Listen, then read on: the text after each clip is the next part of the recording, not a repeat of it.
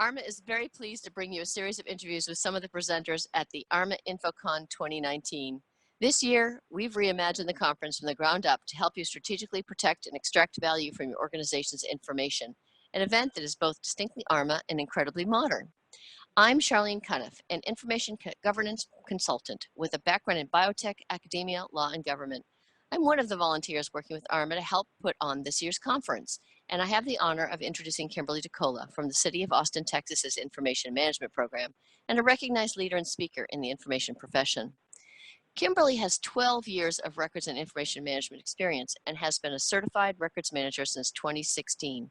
She has worked for the City of Austin for over 17 years and currently oversees the information management program at the Austin Convention Center.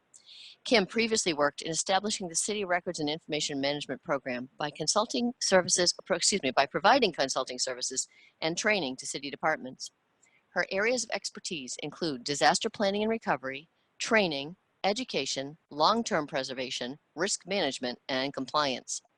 Kim is also a frequent presenter and has worked with the Texas Department of Information Resources, the Association of Continuity Planners Austin Chapter, Austin ARMA, and ARMA Houston on disaster planning and recovery, and recently served as a disaster recovery expert for a war games exercise at the 2018 Innotech conference.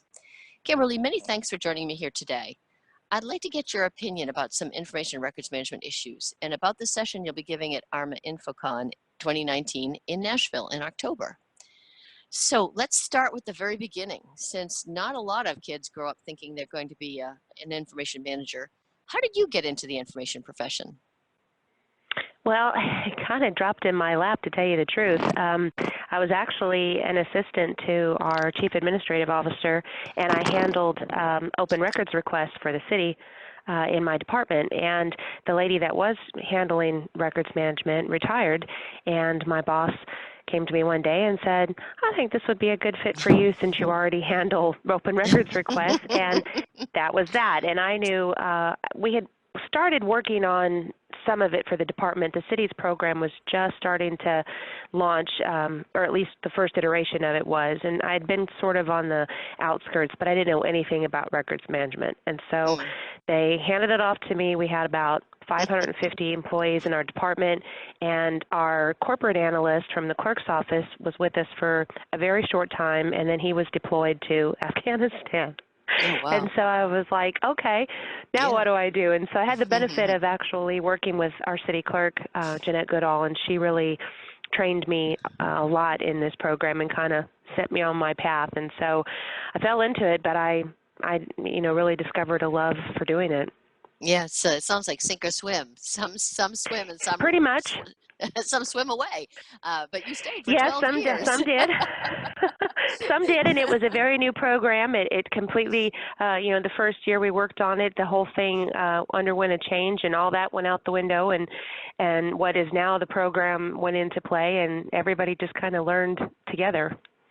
Yes, I've seen that before in our profession. And I know it's 12 years.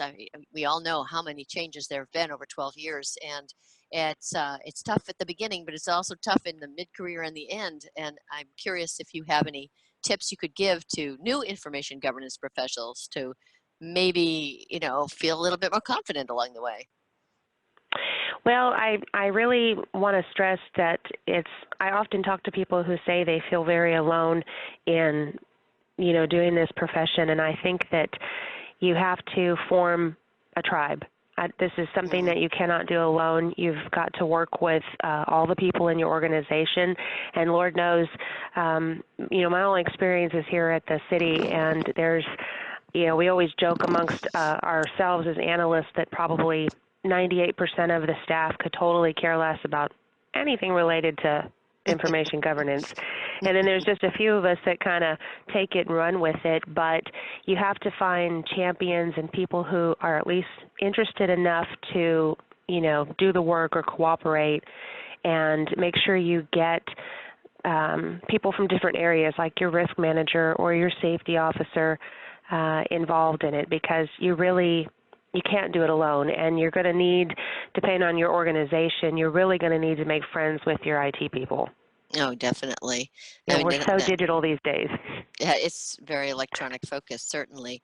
And you know, this new emphasis on the term information governance, it covers that whole, as you mentioned, security, IT, a lot of things.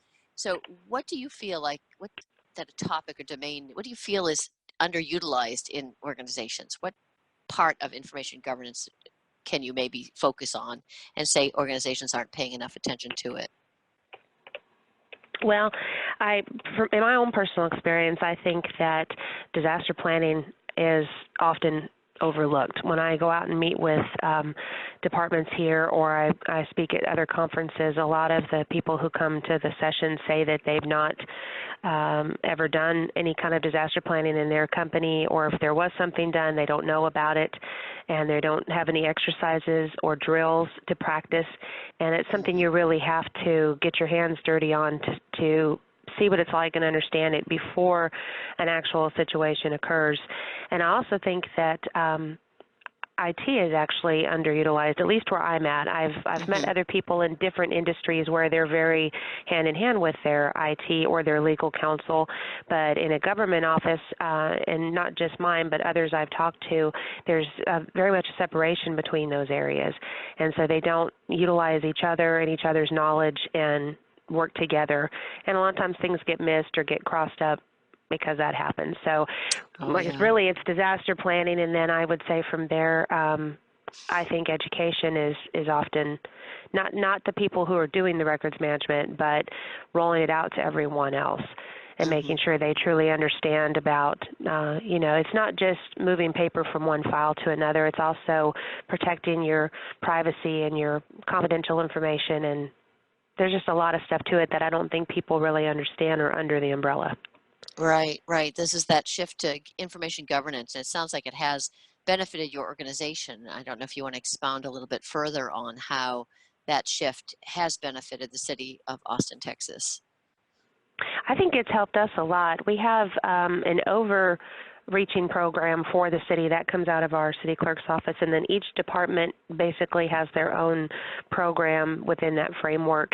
And there's roughly 15 department analysts like myself that are more focused, and in talking to each other, I think it's really starting to spread out. We're starting to gain some toeholds in, getting information cleaned out, because people tend to hoard stuff, and there's a lot of, we're still very paper heavy as an organization. We are moving more into the cloud, but there's government offices usually fall behind, like in technology and stuff, and so we have a lot of paper and a lot of old historical records, and we're slowly starting to get more people drawn in and get them to understand about protecting PII and protecting, just regular information, just not having in the day now of being hacked and ransomware, really just not having all of that stuff sitting around. And it starts to, spread out that when there's a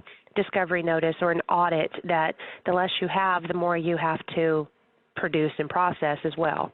Right.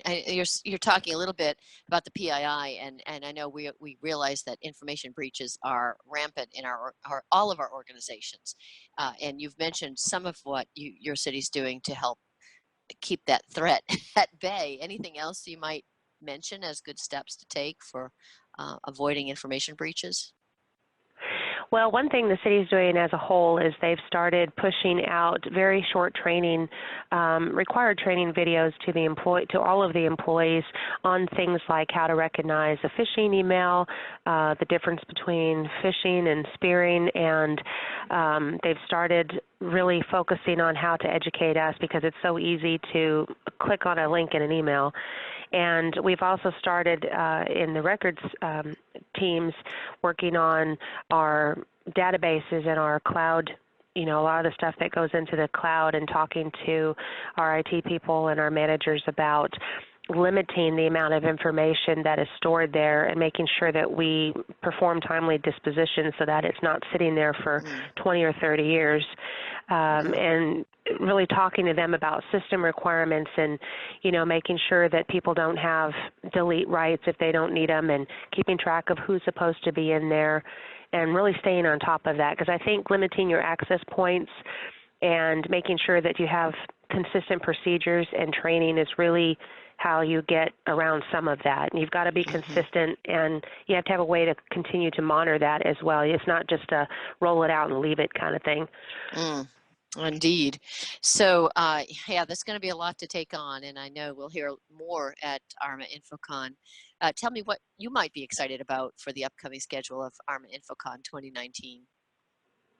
Well, I've only been to ARMA International once, and it's been several years, so I'm excited as an attendee to get to go to see something that more directly relates to my industry. Not all conferences are that focused expressly on what we do, and the chance to network with people in different industries, because all of my experience is with government, and it's nice to be able to talk to others in different areas and see what they're doing and what their challenges are.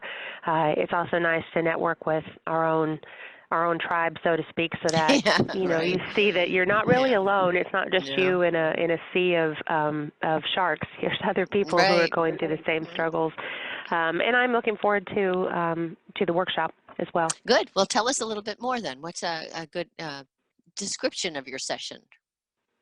Well, my session focuses on the identification and protection of your vital records, and then how that ties into developing a disaster plan, and the follow-through step on that of, if you have a disaster, here's how you set up a resumption and salvage operation.